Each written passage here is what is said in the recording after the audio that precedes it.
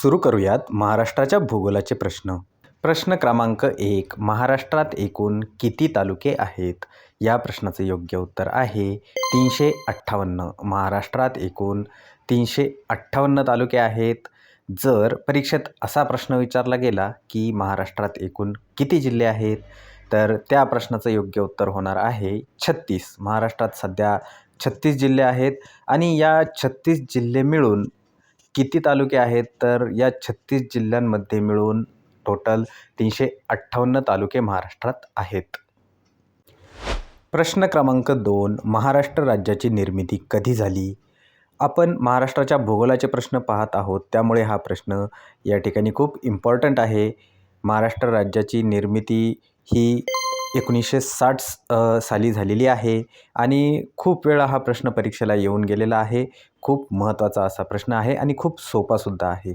तर या प्रश्नाचं योग्य उत्तर आहे 1960. प्रश्न क्रमांक 3. खालीलपैकी कृष्णा नदीचे उगमस्थान कोणते आहे? या प्रश्नाचं योग्य उत्तर आहे महाबळेश्वर. मित्रांनो, महाबळेश्वर येथे कृष्णा नदीचे उगमस्थान आहे. त्याचबरोबर अधिक माहितीसाठी हे सुद्धा लक्षात ठेवा की भीमाशंकर येथे भीमा नदीचा उगम होतो. त्यानंतर त्र्यंबकेश्वर येथे गोदावरी नदीचा उगम होतो, जे की गोदावरी नदी ही मोठी नदी आहे दक्षिण भारतातली. तिला दक्षिण गंगा म्हणूनही ओळखले जाते. हे सुद्धा व्यवस्थित लक्षात ठेवायचं आहे. प्रश्न क्रमांक 4. खालीलपैकी कशाच्या उत्पादनात महाराष्ट्राचा भारतात प्रथम क्रमांक लागतो?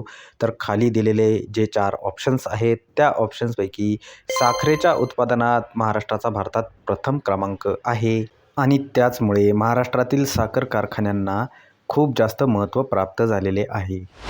प्रश्न क्रमांक 5. लेक लाडली योजनेत महाराष्ट्र सरकार मुलीच्या जन्मानंतर किती रुपये देणार आहे?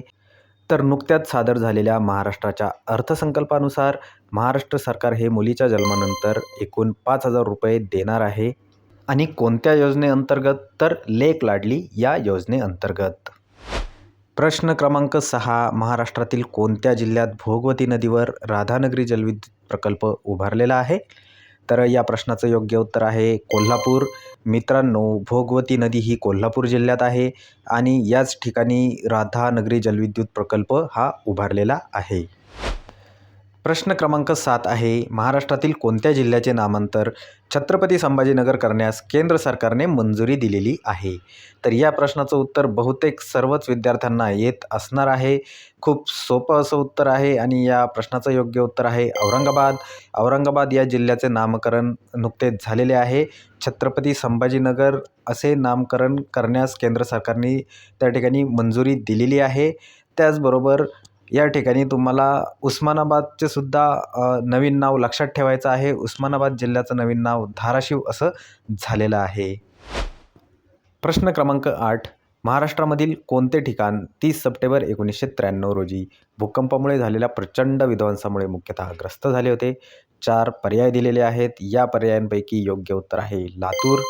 तर लातूर या ठिकाणी 30 सप्टेंबर 1993 रोजी जो भूकंप झाला होता, खूप मोठा विध्वंस त्या ठिकाणी घडून आला होता आणि या विध्वंसामुळे लातूर या ठिकाणी खूप मोठं असं नुकसान झालं होतं. मित्रांनो, जर परीक्षेला असा फिरवून जर प्रश्न विचारला की लातूरमधील हा भूकंप केव्हा झाला होता, तर लक्षात ठेवायचं आहे 1993 साली हा भूकंप झाला होता. प्रश्न क्रमांक 9. महाराष्ट्रामधील 36 जिल्ह्यांपैकी कोणत्या 2 जिल्ह्यांमध्ये जिल्हा परिषदा नाही आहेत? तर या प्रश्नाचं योग्य उत्तर आहे मुंबई शहर व मुंबई उपनगर. या 2 जिल्ह्यांमध्ये त्या ठिकाणी जिल्हा परिषदा नाही आहेत. बाकीच्या सर्व 34 जिल्ह्यांमध्ये जिल्हा परिषदा आहेत. तर मित्रांनो, आता तुम्हाला प्रश्न पडला असेल की महाराष्ट्रातील सर्व 34 जिल्ह्यांना त्या ठिकाणी जिल्हा परिषदा आहेत, परंतु उरलेल्या या 2 जिल्ह्यांना म्हणजेच मुंबई शहर व मुंबई उपनगर यांना जिल्हा परिषदा नाही आहेत. तर याचं मागचं कारण काय असेल? तर यामागचं कारण असं आहे की मुंबई शहर आणि मुंबई उपनगर या ठिकाणी नागरी लोकवस्ती आहे, म्हणजे शहरी लोकवस्ती आहे आणि जिल्हा परिषदा या फक्त ग्रामीण लोकवस्तीसाठी असतात. प्रश्न क्रमांक 10. लेण्याद्री गुहा महाराष्ट्रातील कोणत्या जिल्ह्यात स्थित आहेत? तर या प्रश्नाचं योग्य उत्तर आहे पुणे. लेण्याद्री गुहा महाराष्ट्रातील पुणे जिल्ह्यात स्थित आहेत आणि त्याचबरोबर लेण्याद्री या ठिकाणी अष्टविनायकांपैकी गिरिजात्मक अष्टविनायक मंदिर हे लेण्याद्री या ठिकाणी आहे. हे सुद्धा एक्स्ट्रा माहितीसाठी लक्षात ठेवायचं आहे.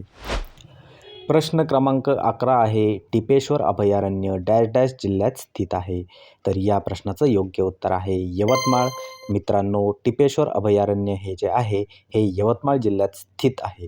तर परीक्षेला जाताना महाराष्ट्रातील जेवढेही अभयारण्य असतील किंवा जेवढीही राष्ट्रीय उद्याने त्या ठिकाणी असतील, ही सर्व तुम्ही पाठ करून जायची आहे. कारण यापैकी कोणत्याही अभयारण्यावर तुम्हाला प्रश्न विचारला जाऊ शकतो. कोणत्याही राष्ट्रीय उद्यानावर तुम्हाला तेथे प्रश्न विचारला जाऊ शकतो. प्रश्न क्रमांक 12. 2004 साली स्थापन झालेले पुण्यश्लोक अहिल्यादेवी होळकर विद्यापीठ कोठे आहे? तर सोलापूर या ठिकाणी हे पुण्यश्लोक अहिल्यादेवी होळकर विद्यापीठ आहे. ते 2004 साली स्थापन झालेले आहे. त्यानंतर कोल्हापूर या ठिकाणी शिवाजी विद्यापीठ आहे. नांदेड या ठिकाणी श्री स्वामी रामानंद तीर्थ मराठवाडा विद्यापीठ आहे आणि मुंबई या ठिकाणी मुंबई विद्यापीठ आहे. प्रश्न क्रमांक 13. राष्ट्रीय कांदा लसूण संशोधन केंद्र महाराष्ट्रात खालीलपैकी कोणत्या ठिकाणी आहे? तर या प्रश्नाचं योग्य उत्तर आहे राजगुरुनगर. पुणे जिल्ह्यातील राजगुरुनगर या ठिकाणी हे राष्ट्रीय कांदा लसूण संशोधन केंद्र आहे. केगाव या ठिकाणी राष्ट्रीय डाळिंब केंद्र आहे, जे सोलापूर जिल्ह्यात आहे. त्याचबरोबर पडेगाव या ठिकाणी राष्ट्रीय ऊस केंद्र आहे, जे सातारा जिल्ह्यात स्थित आहे. आणि पालघर या ठिकाणी राष्ट्रीय गवत संशोधन केंद्र आहे. प्रश्न क्रमांक 14. महाराष्ट्रातील खालीलपैकी कोणत्या जिल्ह्याची सीमा छत्तीसगड या राज्याच्या सीमेशी लागून आहे? तर गोंदिया या जिल्ह्याची सीमा छत्तीसगड या राज्याच्या सीमेशी लागून आहे. त्याचबरोबर गडचिरोली हे एक असं राज्य आहे, या जिल्ह्याची सुद्धा सीमा छत्तीसगड या राज्याच्या सीमेशी लागून आहे. म्हणजेच एकूण गोंदिया आणि गडचिरोली या 2 जिल्ह्यांच्या सीमा छत्तीसगड या राज्याच्या सीमेशी लागून आहे. तर या ठिकाणी गोंदिया हा ऑप्शन देण्यात आलेला आहे, म्हणून या प्रश्नाचं योग्य उत्तर आहे गोंदिया. प्रश्न क्रमांक 15. पश्चिम घाटाच्या एकूण 1600 किलोमीटर लांबीपैकी महाराष्ट्रातील त्याची एकूण लांबी किती आहे? तर हा पश्चिम घाट जो आहे तो भारतातील एकूण 6 राज्यांमधून जातो, ज्यात तामिळनाडू, कर्नाटक, केरळ, गोवा, महाराष्ट्र आणि गुजरात ही 6 राज्ये येतात. या 6 राज्यांमधून हा पश्चिम घाट जात आहे आणि एकूण त्याची लांबी जी आहे ती 1600 किलोमीटर आहे. तर त्यापैकी महाराष्ट्रातील त्याची किती लांबी आहे, म्हणजे महाराष्ट्रात पश्चिम घाट हा किती आहे?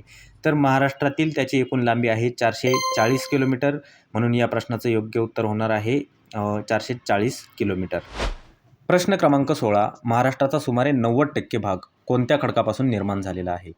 तर महाराष्ट्राचा जो 90% भाग आहे तो बेसॉल्ट व अग्निजन्य या खडकापासून निर्माण झालेला आहे. म्हणजेच हे समजून घ्यायचं आहे की महाराष्ट्रातील बहुतांश जो भाग आहे तो बेसॉल्ट व अग्निजन्य खडकापासून निर्माण झालेला आहे. खडकाचे प्रमुख 3 प्रकार असतात, जे की स्तरित किंवा गाळाचे खडक, रूपांतरित खडक किंवा अग्निजन्य खडक. त्यापैकी महाराष्ट्राचा बराचसा भाग हा जो आहे तो बेसॉल्ट व अग्निजन्य खडकापासून निर्माण झालेला आहे.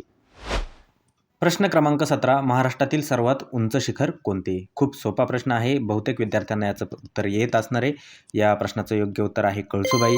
कळसुबाई शिखर हे महाराष्ट्रातील सर्वात उंच शिखर आहे, जे अहमदनगर जिल्ह्यात स्थित आहे. त्यानंतर भारतातील जर सर्वात उंच शिखर तुम्हाला कधी विचारलं तर त्या प्रश्नाचं योग्य उत्तर होणार आहे कांचनगंगा. हे भारतातील सर्वात उंच शिखर आहे आणि जगातील सर्वात उंच शिखर ते आहे माउंट एव्हरेस्ट. प्रश्न क्रमांक 18. 1 मे 1981 रोजी रत्नागिरी जिल्ह्याचे विभाजन होऊन कोणता नवीन जिल्हा तयार केला गेला? तर या प्रश्नाचं योग्य उत्तर आहे सिंधुदुर्ग. रत्नागिरी या जिल्ह्याचे विभाजन 1981 रोजी केलं गेलं होतं आणि त्यानंतर सिंधुदुर्ग या जिल्ह्याची निर्मिती झाली होती, म्हणून या प्रश्नाचं योग्य उत्तर आहे सिंधुदुर्ग. प्रश्न क्रमांक 19. महाराष्ट्रातील प्रस्तावित शक्तिपीठ महामार्ग किती जिल्ह्यांमधून जाणार आहे? तर 13 जिल्ह्यांमधून हा शक्तिपीठ महामार्ग जाणार आहे. याचं काम लवकरच चालू होणार आहे, म्हणून लक्षात ठेवायचं आहे 13. प्रश्न क्रमांक 20. केंद्रीय प्रदूषण नियंत्रण मंडळाच्या अहवालानुसार देशात सर्वात जास्त नदी प्रदूषण कोणत्या राज्यात आहे? तर महाराष्ट्र राज्यात सर्वात जास्त नदी प्रदूषण आहे. नुकतेच केंद्रीय प्रदूषण नियंत्रण मंडळाचा जो अहवाल आहे तो आलेला आहे आणि नदी प्रदूषणाची समस्या ही आपल्या महाराष्ट्रात सगळ्यात जास्त आहे. तर या प्रश्नाचं योग्य उत्तर आहे महाराष्ट्र. प्रश्न क्रमांक 21. 710 किलोमीटर लांबी असलेला समृद्धी महामार्ग कोणत्या 2 शहरांना जोडणार आहे? तर या प्रश्नाचं योग्य उत्तर आहे मुंबई आणि नागपूर. मुंबई आणि नागपूर या 2 शहरांना जोडणारा हा समृद्धी महामार्ग आहे आणि याचं जवळपास आता 75% पेक्षा जास्त काम झालेलं आहे. काही प्रमाणातच त्याचं काम शिल्लक आहे, तेही लवकर उरकून जाणार आहे. आणि हा समृद्धी महामार्ग जो आहे हा वाहतुकीसाठी आता खुला झालेला आहे.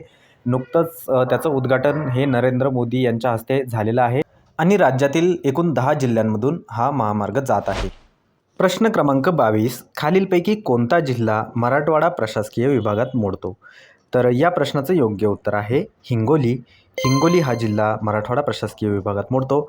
महाराष्ट्रात एकूण 6 प्रशासकीय विभाग आहेत. त्यापैकी मराठवाडा प्रशासकीय विभाग जो आहे त्यात सर्वात जास्त 8 जिल्हे येतात आणि या 8 जिल्ह्यांपैकी हिंगोली हा एक जिल्हा आहे जो मराठवाडा प्रशासकीय विभागात मोडतो. वरील दिलेल्या जिल्ह्यांपैकी रत्नागिरी हा जो जिल्हा आहे तो कोकण विभागात मोडतो. सांगली हा जिल्हा पुणे विभागात मोडतो. त्यानंतर जळगाव हा जिल्हा आहे तो नाशिक विभागात मोडतो. प्रश्न क्रमांक 23, महाराष्ट्राचा बहुतेक भाग कोणत्या प्रकारच्या मृदेने व्यापलेला आहे? तर महाराष्ट्राचा बहुतेक भाग जो आहे तो काळ्या मृदेने व्यापलेला आहे. तिला रेगूर मृदा असंही म्हटले जाते. म्हणून या प्रश्नाचं योग्य उत्तर आहे काळी मृदा किंवा काळी माती.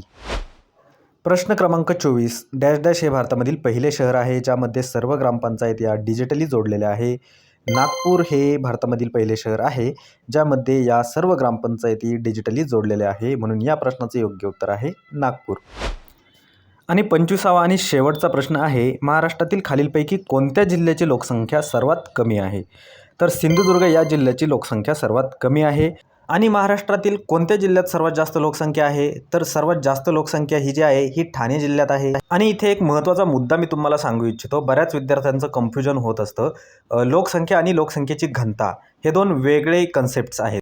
लोकसंख्येची घनता म्हणजे काय मित्रांनो, की दिलेल्या विशिष्ट जागेत सरासरी किती लोक राहतात याला घनता असे म्हणतात.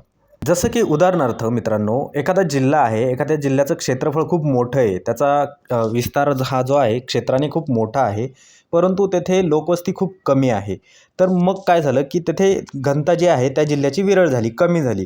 आणि काही जिल्हे असे आहेत जसं की मुंबई उपनगर, याची घनता खूप जास्त आहे, म्हणजे तेथे क्षेत्र खूप कमी आहे राहण्यासाठी, परंतु तरीसुद्धा तेथे लोक ही जी आहेत किंवा लोकवस्ती खूप मोठ्या प्रमाणावरती आहेत. तर यालाच काय म्हणतात, लोकांचं डिस्ट्रीब्युशन कसं झालेलं आहे तिथं, याला घनता असे म्हणतात. लोकसंख्येची घनता असे या कन्सेप्टला म्हणतात. म्हणून या वेगळ्या कन्सेप्ट आहेत, या लक्षात ठेवा. आणि सगळ्यात जास्त घनता जी आहे महाराष्ट्रात ही मुंबई उपनगराची आहे आणि सगळ्यात कमी घनता जी आहे ती गडचिरोली या जिल्ह्याची आहे. त्यामुळे लोकसंख्या आणि लोकसंख्येची घनता यात कन्फ्युजन होऊ द्यायचं नाही आहे, त्याची वेगवेगळी उत्तरं तिथे होणार आहेत. तर अशा प्रकारे महाराष्ट्राच्या भूगोलाचे सर्व महत्त्वाचे प्रश्न आपण या व्हिडिओमध्ये पाहिलेले आहेत. परीक्षेच्या दृष्टीने हे अत्यंत महत्त्वाचे प्रश्न होते. यातीलच काही प्रश्न तुम्हाला परीक्षेला नक्की विचारले जातील. व्हिडिओ आवडला असेल तर व्हिडिओला लाईक करा, चॅनलला आत्ताच सबस्क्राईब करून ठेवा, कारण अशाच प्रकारचे व्हिडिओ मी तुम्हाला पुढे घेऊन येत जाणार आहे. खूप खूप धन्यवाद.